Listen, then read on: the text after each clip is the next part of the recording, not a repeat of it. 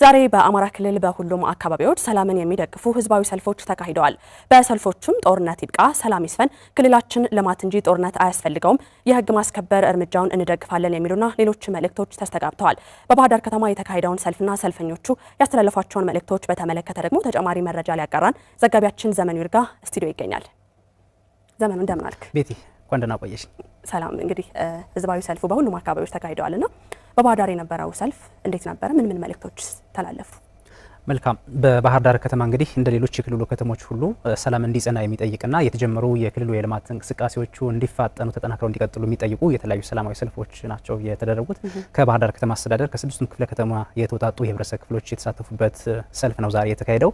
በሰልፉም እንግዲህ የባህር ዳር ከተማ አስተዳደር ተቀዳሚ ምክትል ከንቲባ ጎሹ እንዳላማውን ጨምሮ የከተማ አስተዳደሩ የስራ ኃላፊዎች፣ የሃይማኖት አባቶች፣ ወጣቶች፣ ሴቶች የተገኙበት ነበር ብሎ መውሰድ ይቻላል። እንግዲህ በሰልፉ ላይ በርካታ ሀሳቦች ናቸው፣ በርካታ መልእክቶች ናቸው የተንጸባረቁት።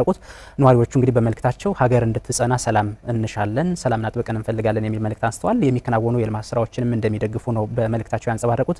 ግጭት ይብቃ፣ ልጆቻችን ወደ ቀደመ ትምህርት ገበታቸው ይመለሱ። እንግዲህ እንደሚታወቀው በአማራ ክልል ላለፉት 2 ዓመታት ገደማ በተከሰተው ግጭት ምክንያት እንግዲህ ከ4.2 ሚሊዮን በላይ ህጻናት ከትምህርት ገበታቸው ተነጥለዋልና ይህንን የሚጠይቅ ወይም ደግሞ ተማሪዎች ወደ ትምህርት ገበታቸው እንዲመለሱ ሰላም እንሻለን። መንግስት በተደጋጋሚ ጊዜ ለሰላም እጁ እየተዘረጋ ነው፣ ይህን አጠናክሮ ይቀጥል፣ ግጭትን እናወግዛለን።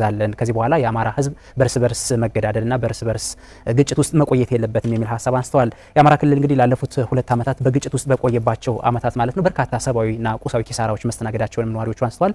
ይህም እንግዲህ ከቦታ ቦታ ተንቀሳቅሰን መስራት አልቻልንም፣ ሀብት ንብረታችን ወድሟል። በተለይም የኑሮ ውድነቱም ደግሞ ህዝቡን የበለጠ ለበርካታ ቀውስ እየዳረገ ከመሆኑ ጋር ተያይዞ ሰላም እንዲመጣ እንሻለን፣ ለሰላም መምጣት ደግሞ የበኩላችንን አስተዋጽኦ እናበረክታለን የሚል ሀሳባቸውን ነው ያነሱት።